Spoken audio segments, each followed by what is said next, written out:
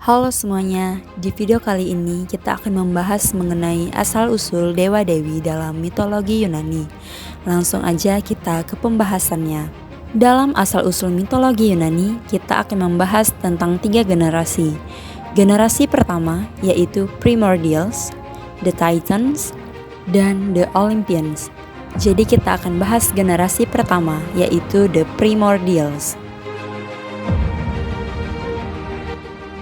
Pada awalnya, alam semesta hanya ada kekosongan, kehampaan, atau void.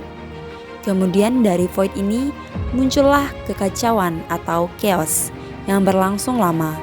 Dan dari chaos inilah muncul the primordial generasi pertama, yaitu Gaia, the primordial god of the earth. Dia adalah awal dari dewa-dewi dalam mitologi Yunani. Gaia dianggap sebagai ibu dari bumi karena dia yang menciptakan planet bumi. Kemudian sama seperti Gaia, dari chaos muncul lagi makhluk primordial lain yaitu Tartarus, the primordial god of the abyss. Dia melihat ke bumi dan memutuskan untuk menggali bumi dengan sangat dalam dan menjadikan itu rumahnya.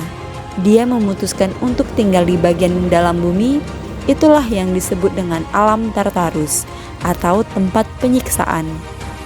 Kemudian the primordial ketiga yang muncul dari chaos adalah Nyx, the primordial goddess of the night atau malam.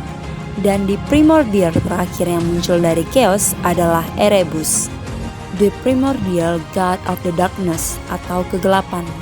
Nyx langsung jatuh cinta dengan Erebus dan mereka memiliki keturunan yaitu Ida, the primordial god of light atau cahaya, dan Hemera, the primordial goddess of the day atau hari. Jadi muncul yang gelap dulu baru muncul yang terang. Sementara itu Gaia merasa kesepian, jadi dia melahirkan keturunan tanpa proses kawin. Dan keturunannya adalah Uranus, the primordial god of the sky atau langit. Dia yang menguasai dan menciptakan langit. Dia juga yang membuat langit yang membentang mengelilingi bumi. Kemudian Gaia juga melahirkan Aurea, the primordial god of the mountains atau gunung. Dan anak ketiganya yaitu Pontus, the primordial god of the sea atau laut. Ida dan Hemera juga memiliki keturunan yaitu Thalassa, the primordial goddess of the sea atau laut, yang sama dengan Pontus. Dan dia menikah dengan Pontus karena memiliki kesamaan yaitu sama-sama laut.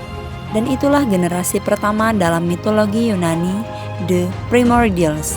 Ada Gaia, Tartarus, Nyx, Erebus, Ida, Hemera, Uranus, Aurea, Pontus, dan Thalassa. Dan anak-anak mereka inilah nanti yang akan menjadi generasi kedua yaitu the Titans. Uranus ingin menjadikan Gaia sebagai istrinya, namun Gaia juga adalah ibunya. Jadi, dalam mitologi Yunani, hubungan saudara atau incest itu memang sering terjadi. Akhirnya, Uranus dan Gaia mempunyai keturunan, yaitu 12 Titans, 6 laki-laki dan 6 perempuan. 6 laki-lakinya adalah yang pertama, Oceanus, the Titan of the sea atau Titan laut. Kedua, Coeus, the Titan of Intellect atau Titan kecerdasan. Ketiga, Creus, the Titan of Constellation, Titan rasi bintang. Keempat, Hyperion, the Titan of the Light, Titan cahaya. Kelima, Iapetus, the Titan of Mortality atau Titan kematian. Dan yang keenam, Cronus, the Titan of Time, Titan waktu. Dan Titan yang perempuan ada. Yang pertama, Thea, the Titaness of Sight, Titan penglihatan. Yang kedua, Rhea, the Titaness of Motherhood atau Titan keibuan. Yang ketiga, Themis, the Titaness of Divine Law atau Titan hukum ilahi. Yang keempat, Mnemosyne, the Titaness of Memory, Titan ingatan. Yang kelima, Phoebe, the Titaness of Oracle, Titan peramal. Dan yang keenam ada Thetis, the Titaness of Fresh Water, Titan air tawar. Jadi ada 6 laki-laki dan 6 perempuan. Waktu terus berlalu dan setelah sekian lama, Uranus dan Gaia menghasilkan keturunan lagi. Tapi anaknya tidak seperti 12 Titan. Anaknya adalah 3 Cyclops yang matanya 1 dan 3 Hecatoncheires, makhluk dengan 100 tangan dan 50 kepala. Meskipun tidak terlihat seperti anak-anaknya yang sebelumnya, tapi Gaia sangat menyayangi mereka. Namun tidak untuk Uranus. Dia sangat membenci anak-anaknya ini karena berbeda dari 12 Titan. Uranus yang benci akhirnya memenjarakan Cyclops dan Hecatoncheires di Tartarus. Mengetahui anak-anaknya di penjara di Tartarus, Gaia merasa sakit hati dan dia berencana untuk balas dendam. Jadi dia pergi ke sebuah gunung untuk menciptakan senjata. Senjata itu adalah sabit. Lalu dia mengumpulkan anak-anaknya, para Titans. Dia meminta bantuan kepada anak-anaknya untuk membalaskan dendamnya ke Uranus. Tapi anak-anaknya tidak ada yang berani melawan ayahnya. Dan satu-satunya yang berani adalah Kronos. Cuman Kronos yang berani melawan ayahnya. Tapi niat dia sebenarnya bukan untuk membalaskan dendam ibunya. Niat yang sebenarnya adalah untuk mendapatkan kekuatan dan merebut kekuasaan ayahnya. Jadi, Kronos menerima sabit dari ibunya dan pergi ke tempat Uranus berada. Saat Uranus tertidur, Kronos menyambit kelamin Uranus. Uranus teriak kesakitan. Darah yang menyembur dari Uranus menciptakan Nymphs atau peri, dan Furious, the goddess of vengeance, dewi pembalasan. Lalu Kronos membuang kelamin Uranus yang terpotong itu ke laut. Dan dari kelamin itu terciptalah Aphrodite, dewi kecantikan. Sebelum Uranus mati, dia mengatakan kata-kata terakhir. Dia mengutuk Kronos akan mengalami nasib yang sama sepertinya. Anak-anaknya lah yang akan menghancurkan dirinya. Setelah mendengar itu, Kronos langsung memotong-motong Uranus. Gaia sebenarnya kaget dengan kekejaman Kronos ini. Jadi setelah itu Gaia menyuruh Kronos untuk meletakkan potongan-potongan Uranus di Tartarus. Gaia meminta kepada Kronos untuk membebaskan anak-anaknya yang para Cyclops dan Hecatoncheires. Tapi Kronos tidak membebaskan mereka. Dia tetap membiarkan saudaranya di penjara di Tartarus. Dan ini membuat Gaia menjadi marah. Dia bersumpah kalau Kronos akan mengalami nasib yang sama seperti Uranus dan anak-anaknya lah yang akan menghancurkan dirinya. Setelah Kronos menjadi penguasa, dia menikahi saudarinya, Rhea, Titan keibuan. Dan keturunan dari para Titan ini adalah yang biasa kita kenal dengan The Olympian.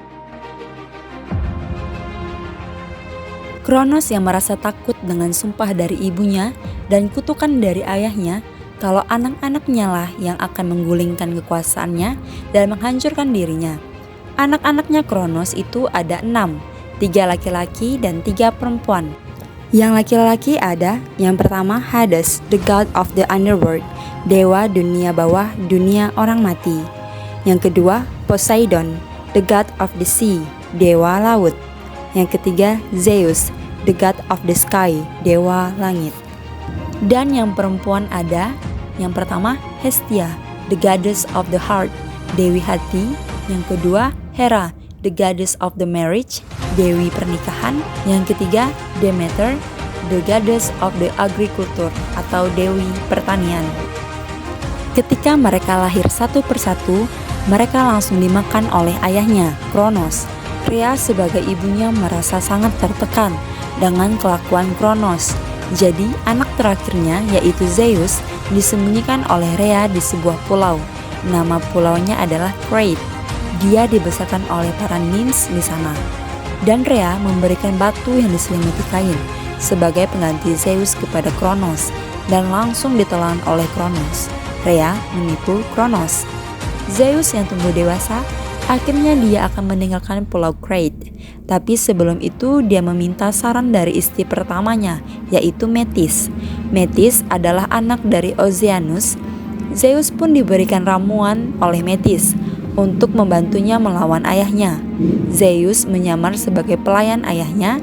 Dia menuangkan ramuan itu ke minuman Kronos, dan Kronos pun mulai muntah-muntah.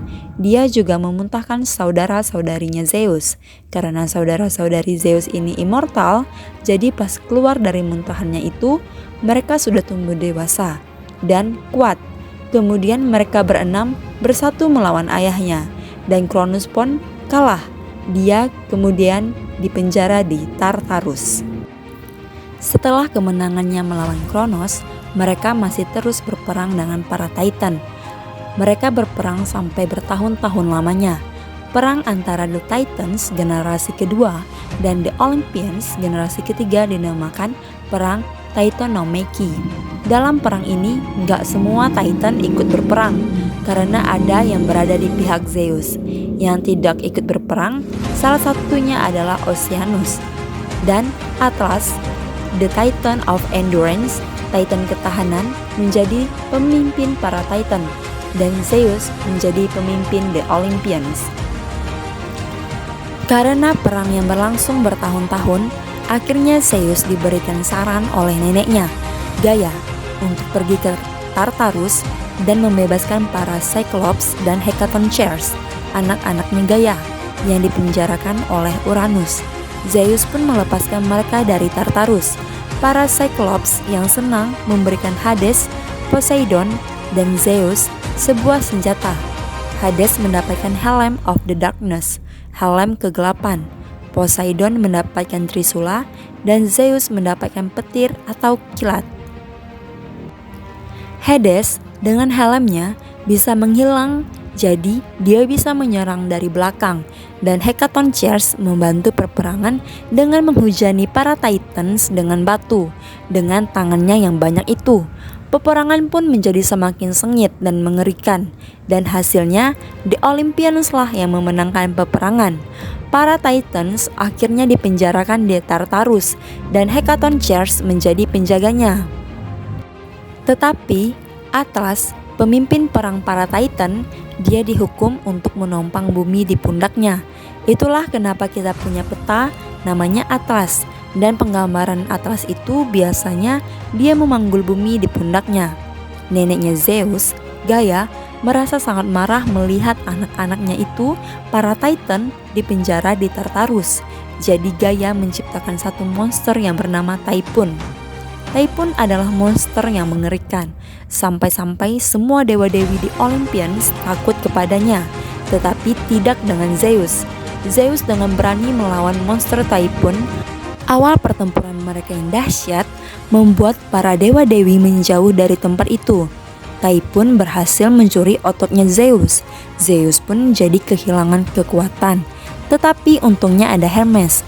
Dengan gerakan kilatnya yang sangat cepat, dia mencuri kembali otot Zeus dari Typhon, dan Zeus pun kembali pulih. Zeus makin termotivasi untuk menjadi lebih kuat, dan dengan seluruh kekuatannya, dia berhasil mengalahkan Typhon. Akhirnya, yang memegang kekuasaan bukan lagi The Titans, melainkan The Olympians, dan menjadi pemegang kekuasaan paling atas adalah Zeus.